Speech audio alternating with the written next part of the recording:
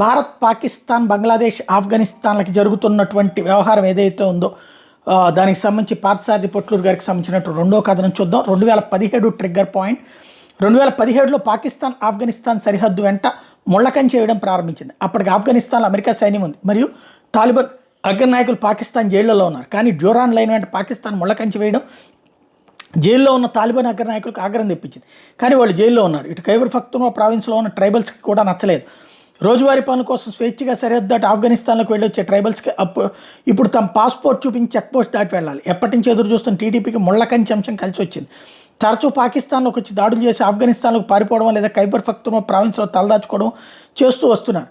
Khyber పఖ్తూన్ఖా province అనేది terror గ్రూపులకు కేంద్ర స్థానం. పాకిస్తాన్ సైన్యం కూడా ఎయిర్ సపోర్ట్, హెలికాప్టర్ గన్షిప్స్ లేదా ఫైటర్ జెట్స్ లేకుండా ఖైబర్ పఖ్తూన్ఖా ప్రావిన్స్లోకి వెళ్ళి దాడులు చేయలేదు.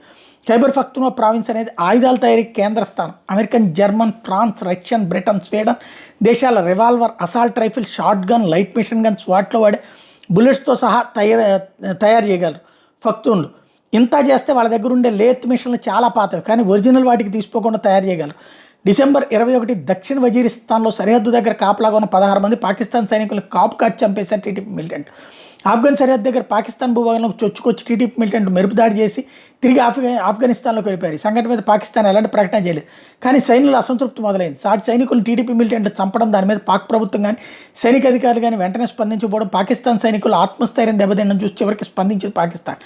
డిసెంబర్ 26న పాకిస్తాన్ ఎయిర్ ఫోర్స్ ఆఫ్ఘనిస్తాన్ లోపలికి వెళ్ళి టీడీపీ అగ్ర నాయకులు ఉన్నారని భావించి ఎయిర్ స్ట్రైక్స్ చేసింది. నిజానికి టీడీపీ నాయకులు అక్కడ ఉన్నారా లేదా అని తెలియదు, కానీ ఆఫ్ఘన్ పౌరులు 26 మంది చనిపోయారు. వీళ్ళలో మహిళలు, చిన్నపిల్లలు ఉన్నారు. తాము చేసిన విమాన దాడుల మీద కూడా పాకిస్తాన్ ఎలాంటి వివరణ ఇవ్వలేదు. కానీ విదేశాంగ అధికారి మాత్రం పాకిస్తాన్ ఎట్టి పరిస్థితులను ఉగ్రవాదాన్ని సహించదంటూ జోకేశాడు.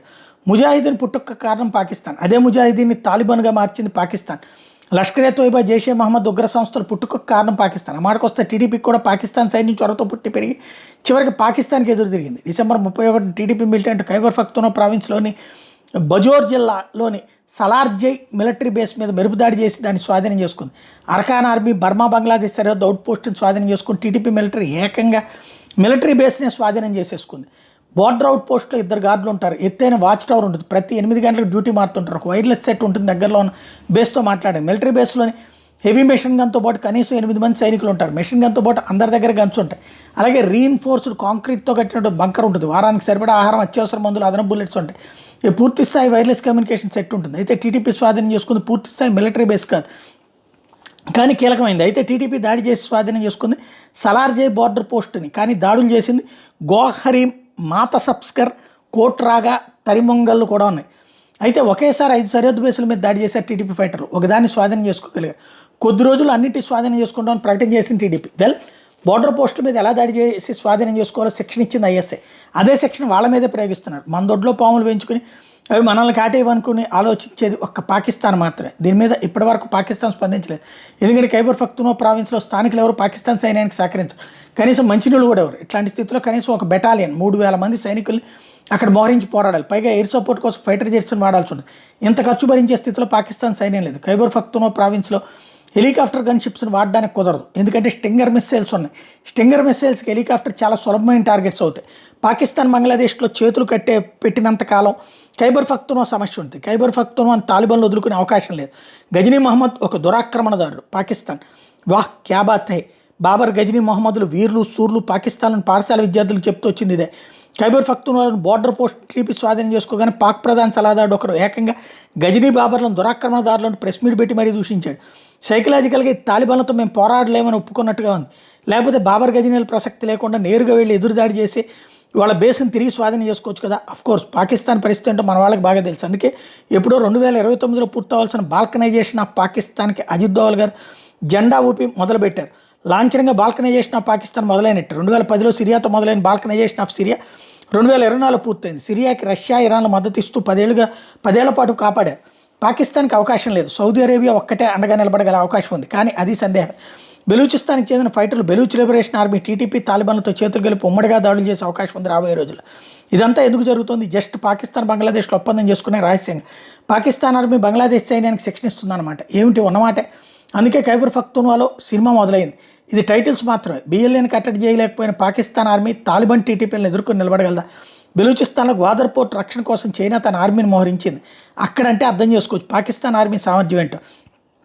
ఒక పెద్ద అపోహని పటాపంచలు చేసిన భారత్ 2021లో నాటో సైన్యం ఆఫ్ఘనిస్తాన్ వెనక్కి వెళ్ళిపోయే సమయంలో దాదాపు $7 బిలియన్ విలువ చేసే ఆయుధాలని కాబూల్లోనే వదిలేసి వెళ్ళిపోయింది.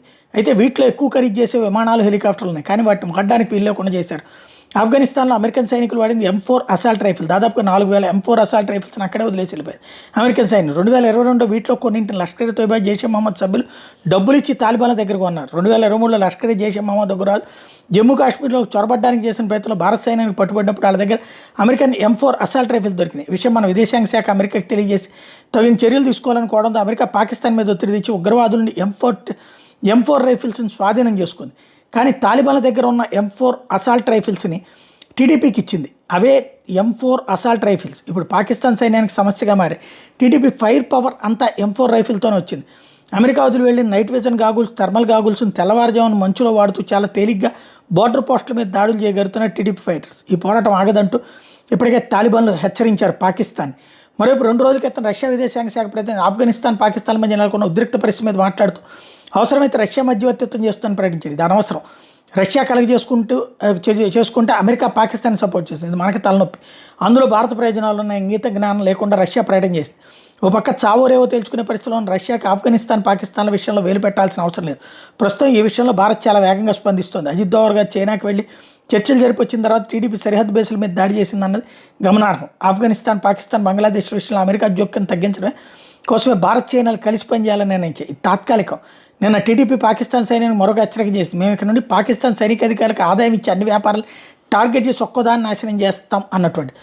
పాకిస్తాన్ సైన్యం నిర్వహించే వ్యాపారం నేషనల్ లాజిస్టిక్స్ సెల్, ఇది పాకిస్తాన్ అంతటా రవాణా మరియు కొరియర్ సేవలు అందిస్తుంది. ఇది రావాల్సిందిలో ఉంది. ప్రజలు తప్పనిసరిగా వీళ్ళ సేవలను వినియోగించుకోవాలి, లేకపోతే నిర్బంధం తప్పదు. The frontier works organisation engineering మరియు కన్స్ట్రక్షన్స్ కంపెనీ స్థలాలు కొనడం లేదా కబ్జా చేసి ఇల్లు కట్టి అమ్ముతుంది. ప్రైవేట్ సంస్థలు ఉన్న సైన్యాన్ని కాబట్టి పోటీకి రావు. ప్రజలు వీళ్ళ దగ్గర కట్టిన ఇల్లు కొనడానికి ముందు స్థలాలను వేరే వాళ్ళ చేత కబ్జా చేయిస్తుంది.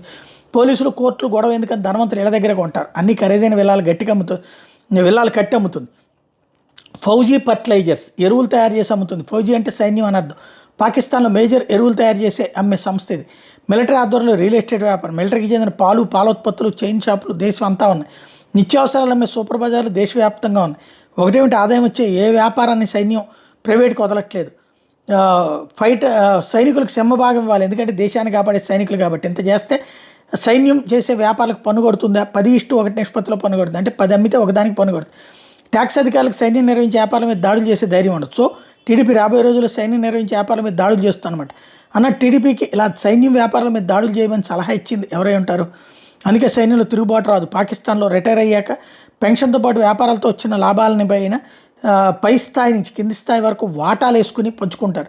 పాకిస్తాన్కి చెందిన మహిళ ఆయేషా సిద్దికా పాకిస్తాన్ ఆర్మీ నిర్వహించే వ్యాపారం మీద పుస్తకం రాసి దాని పేరు మిలిటరీ ఇన్సైడ్ పాకిస్తాన్ ఎకానమీ అమెజాన్లో కూడా దొరుకుతుంది.